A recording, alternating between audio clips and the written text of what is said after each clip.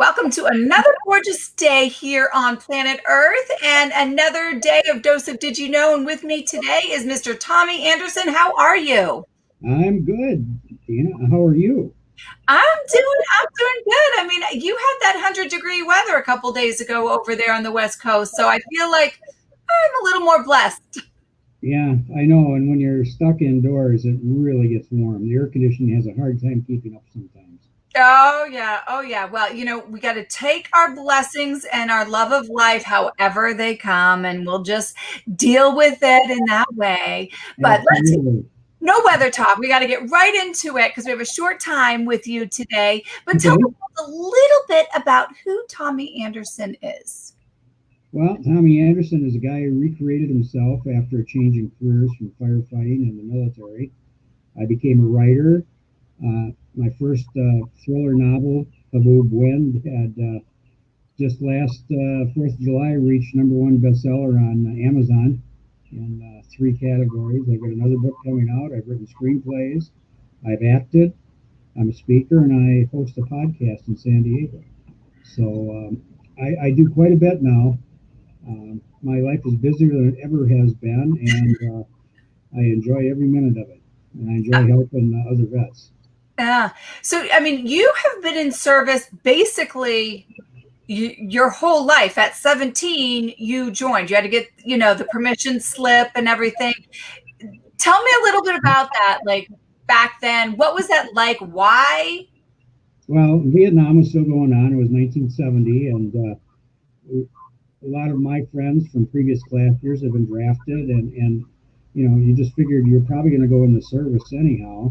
And so when I graduated from high school, I was still 17, and I wanted to enlist, and it was mainly my mom, not my dad. He was a World War II vet, and he was he was a lot more permissive with me. But I finally talked her into it because I said, in 3 weeks I'm going to be 18. I'll just enlist anyhow. So I either do it now or then. So she begrudgingly did it, and I had to. I wanted to do it because I felt a service obligation, even though I know some of my generation didn't at the time, and I wanted school for college or money for college because I knew my folks didn't make a lot, and I wanted the experience. I was a naive 17-year-old high school graduate who thought he knew everything, and it wasn't until I got in the Army I realized I didn't know anything.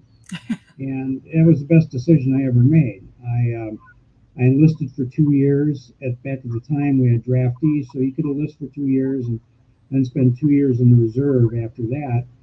And when I got back at 19, uh, I felt much older, but I started my reserve service and I stayed in it because I liked it.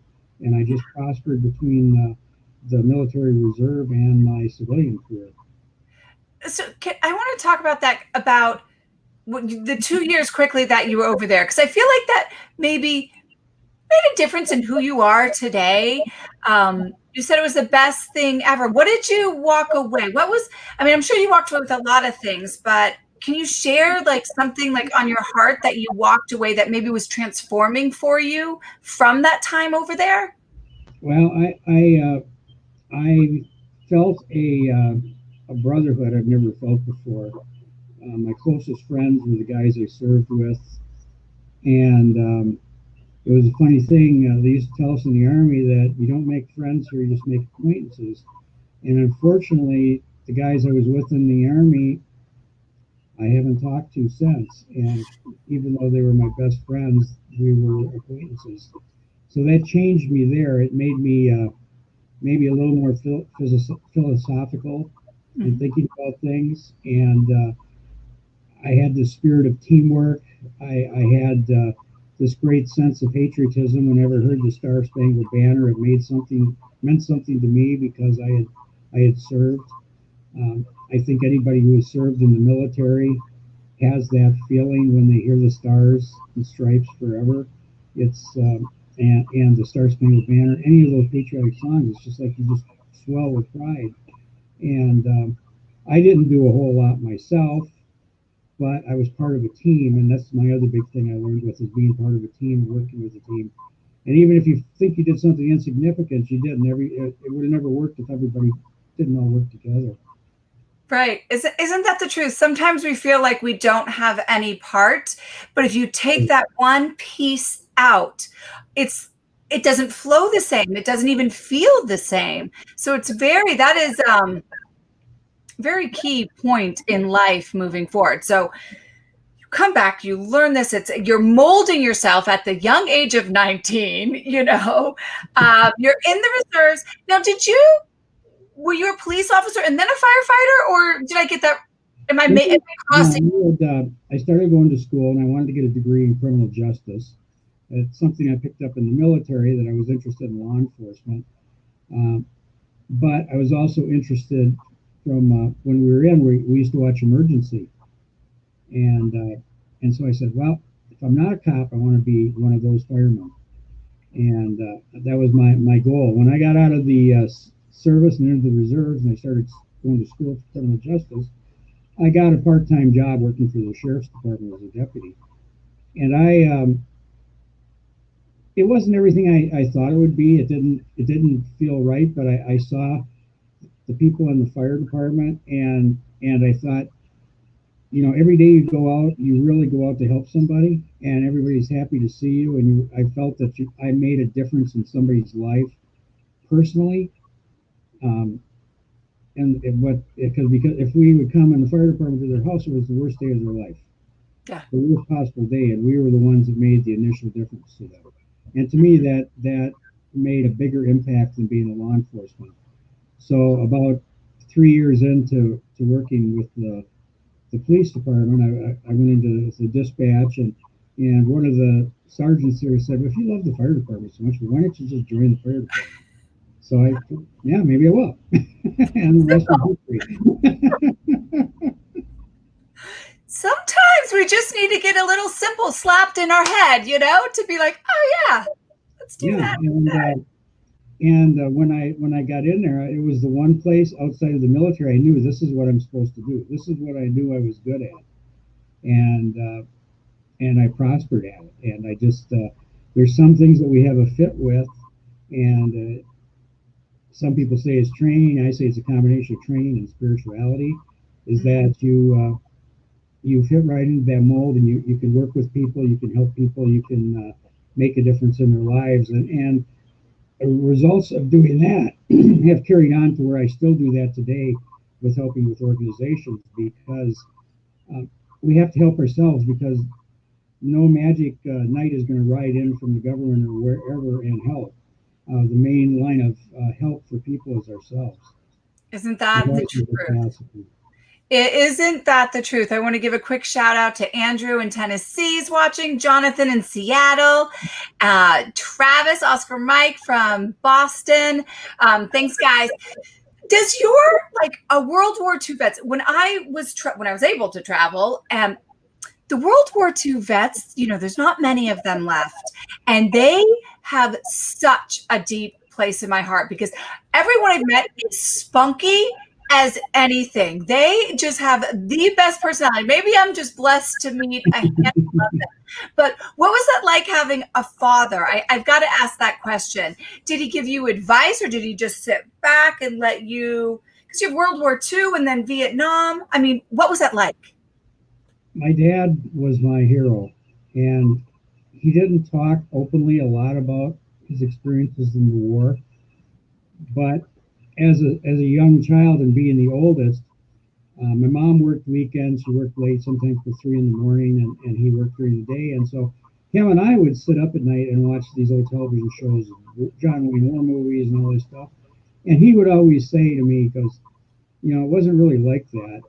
He said, that isn't what happened. He was in the naval forces, but I would always ask him, well, what do you mean, Dad? And he would tell me. And I learned more from watching my dad watch these shows and tell me something than I ever knew about him. And it continued on. And he used to scream at night, and I didn't know why. And one night he told me is that when they were on convoys through the North Atlantic and the U-boats were sinking their ships, he said that the screams of the men in the water from sunk ships, and they couldn't stop to pick them up for fear of being sunk by a U-boat. and he kept seeing their faces and listening to their screams. So I learned a great deal and had so much respect for my dad. And when I decided to go in the military, in a way, I wanted to be one of his peers. Yeah. And I think he would have rather that I hadn't, but he was. I could see in some of the pictures that I have of him when I was young in my uniform, you could see he was proud of me. So that meant the world to me. Yeah. Yeah. It's like, gosh, you touched my heart so much. It's kind of like you never want your child to kind of go through an experience like you did, but at the same time that you just get filled with pride that they would even do something like that. So I can imagine what your father was feeling. It gives me goosebumps. And what a way to grow up in those stories that he would speak. Now, did any of this have anything to do with your book, creating your book, or how you feel about your book, or because it's a thriller and I have to tell you I will never read it because I can't. I'll have nightmares. Well, it's going to be coming out in Audible very Synopsis of it, shortly, so though. you can listen to it sometime. I'm terrified. But a little bit because my dad was somewhat into history, so following him around, I grew an interest in a lot of the old military stuff, the ships. I was always interested in the ships that he was with, and other facets of that era. So I grew up loving vintage airplanes and studying them and being around them. And I had an opportunity when I was younger to go to the Air Force Base that was by our house. One of the first sergeants there was a friend of my dad, so I got to see the airplanes close up in that. And I first thought about going in the Air Force because I love planes so much, but it didn't work out that way. But I ended up in the Air Force actually later in the Air Guard. But so part of my book was bringing back the history of these old planes, and I used my training that I had from the military and the civilian side, and some of the stuff I worked with in the military with weapon systems and that to put it into this book and make it a realistic thriller. And I first got to say, people are confused by the name of the book, Haboob Wind, what that means. Yes, that was going to be on my list, so please. Okay, well, what it is, it means a violent Islamic windstorm or sandstorm, and they used it as a metaphor for a storm spreading across the country. Makes sense. Makes sense. Okay, so tell me about, because I really do, like, if I'm reading something that's scary, like, I'm the biggest baby ever.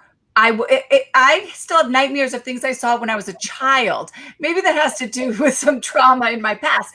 But when you say, is it something that I can, a non-thriller? Because now I'm intrigued because of, you know, why you started it and it's actual realistic from your training and your life.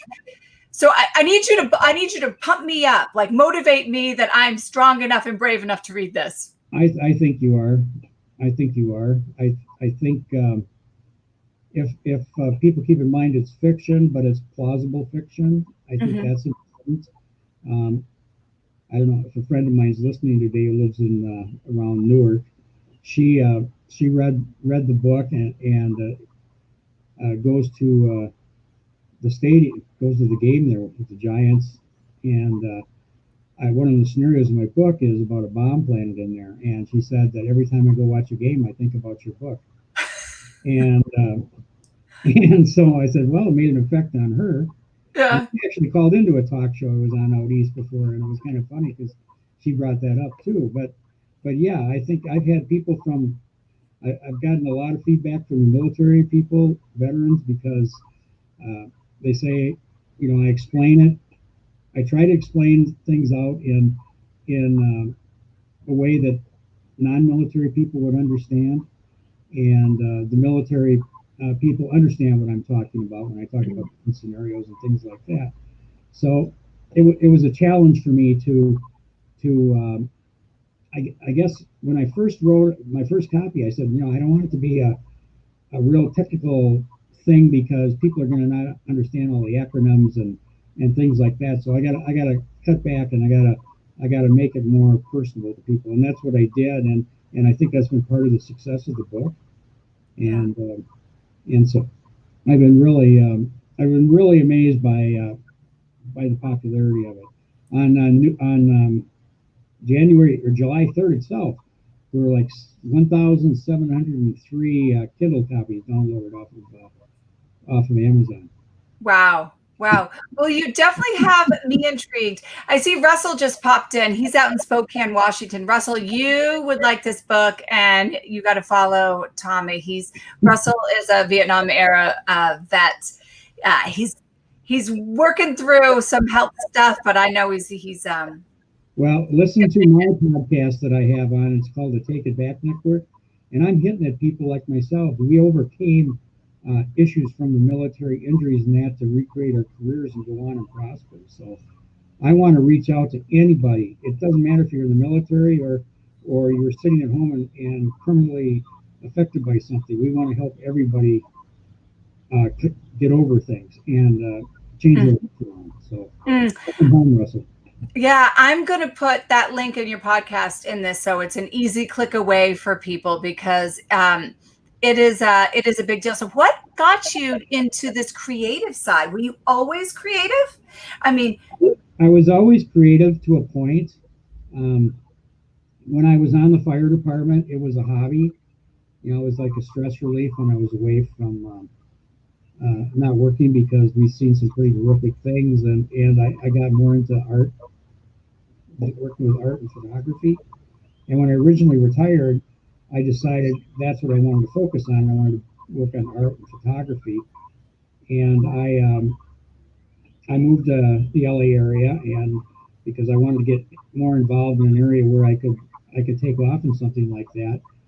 And people that I met had said, why don't you write? You've got so many stories that you tell and things like that. And I still have people saying, do your life story. And I'm not at that point, but I'll write stories, I'll create stories. And it just took off after that. And I wrote some magazine articles, and then they said, well, keep it going. And all of a sudden, I met this marketing guru out of San Diego who does all my book formation and gets everything together. He says, you got to make a choice, being creative. Do you want to take pictures, or do you want to, be a writer and influence people with their minds? And I said, I guess I want to be a writer. So my photography kind of went to the back seat. It's just a hobby now. I still do aviation artwork. That's my second love, and being creative, it's like I was born again. I just absolutely love it. Yeah. And it must be healing. I always find it's healing that, at least for me, talking is my creative side. I love talking, but it's a healing piece for me. When I do interviews with people and I can feel their heart, it heals my heart a little bit. Is that how maybe writing has done, or these creative sides have helped you through life? It's helped me get some stories out I wanted to get out.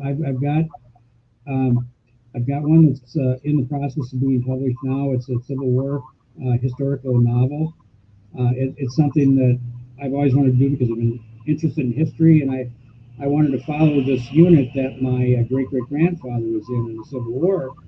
And I know very little bit about him, but I learned a lot about his unit. So I wrote a story about the unit in the war, and of course I used him as a principal character, but I had to be creative with what I talked about him, because we have no real records of him outside of him going in and coming home.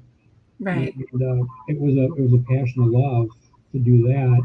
I've got another thriller coming out based on my firefighting, about a firefighter, arson investigator that tracks down a serial killer who uses arson for fires. And I'm probably going to do something about my dad's experiences in World War II. Yeah. In fact, I just had a talk online with a filmmaker. We were going over we just watched Tom Hanks' new movie, Greyhound, which is absolutely phenomenal. I'll have to check it out.